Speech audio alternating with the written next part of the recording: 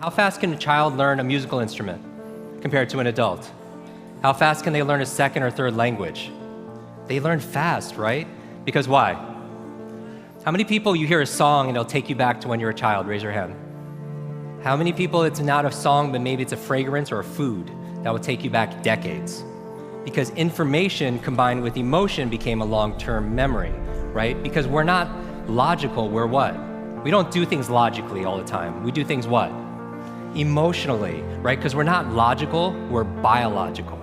Everyone wants to write this down. All learning is state dependent. That the emotional state that you feel when you're learning something gets anchored to the learning. Does that make sense? By the way, what was the state that you felt back in school? Bored, and the other half of the class is like confused, right? Now, on a scale of 0 to 10, what's boredom? 0. Anything times 0 becomes what? 0, and that's why a lot of people don't remember what they learned. It's the emotional state. Does that make sense? We said that children are the fastest learners, right?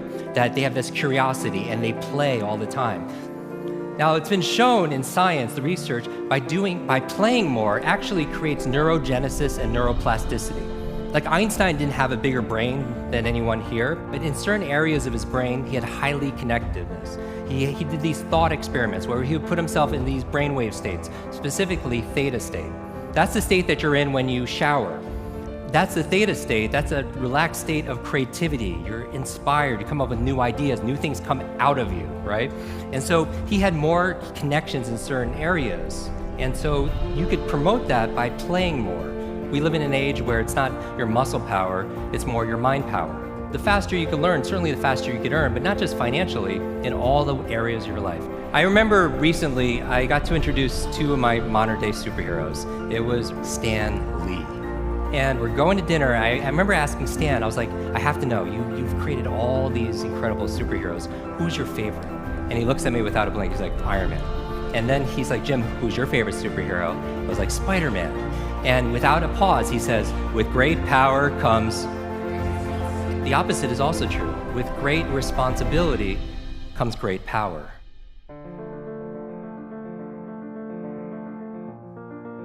When you take responsibility for something, you have great power to what? To change things, to transform things, to make things better. You want to build a physical muscle, you give it what? Nutrition. Same thing with your mental muscles. Information combined with emotion becomes a long-term memory, right? The state that you learn something in, the mood and the feelings that you learn something in gets attached to what you want to learn. I'm going to give you 6 keys to learn anything faster. You can write these down. I want you to remember, be fast. Be fast. 6 keys to learn any subject or skill faster. So the B in be fast stands for believe. Because if you believe you can or believe you can't, either way, what? Either way, you're right. All behavior is belief-driven. How many people here talking about memory? Because memory, forgetting is a state. A lot of people say, oh, I have a bad memory, right? They always think, I have memory, or I have focus, or I don't have focus, or I have creativity, I don't have creativity. I want you to scrap that. Creativity is not something you have, it's something you do. Memory is not something you have, it's something you do. There's no such thing as a good or bad memory. There's just a trained memory and an untrained memory. Your brain is like a supercomputer, and your self-talk is a program it will run. So if you tell yourself you're not good at remembering names, you will not remember the name of the next person you meet because you programmed your supercomputer not to. Your mind is always eavesdropping on your self-talk. And so the challenge here is this: too much information, too little time. The amount of information is doubling at dizzying speed, but how we learn it, how we remember it, has that changed at all? Your brain cycles through different brain waves. Beta is when you're most awake, delta is when you're asleep, theta is right above delta. That's the state of creativity we talked about. Like in between theta and beta, when you're most awake, is a state called alpha. Right? It's a state you go in when you meditate, state you go into when you do deep breathing, state you're also in when you watch television. Alpha state is a great state to learn in though. So how do you keep your brain active? So smart devices could be extremely convenient. I'll give you a third villain: digital dementia. This is the idea that we're outsourcing our brains to our smart devices. We're so reliant on our smartphones that our smartphones are making us stupid. It's convenient. I don't want to memorize 500 phone numbers, but we've lost the ability to memorize one. There is no learning without remembering. So B is believe. Believe you can, believe you can. Now the E, I'm gonna go through these really fast, is exercise. Exercise. And what I mean by this is I mean physical exercise. Because your brain, the primary function of your brain is to control your movement. As your body moves, your brain grooves. If you want to learn any subject or skill faster, the F is to forget. Forget. A lot of people don't learn faster because they feel like they know it already, right? So you want to forget about anything else than what you're learning here, temporarily. The A in fast stands for active. You take notes, you ask questions, you participate in it. The S in fast stands for state, that all learning is state dependent.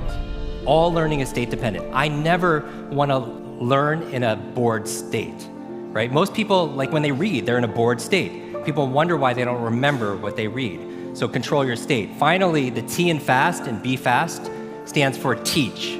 You learn with the intention of teaching it to somebody else. If you had to teach this to somebody when you got back home, your team, your family, your friends, would you learn it differently, right? So you learn with the intention of teaching to somebody else. Because when you teach something, you get to learn it twice. Let me close with this. When I got home, there was a package waiting for me. I opened up. I don't know if you could put the slide on, please. I opened it up, and there's this photograph. There's a photograph of me and the entire cast of X-Men.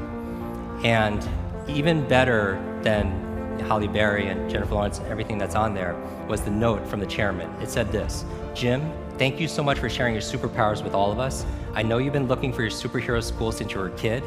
Here's your class photo. So my question for you is this: if you could go back to that child inside of you, that younger self, and right now tell them something that they need to hear, what would that be?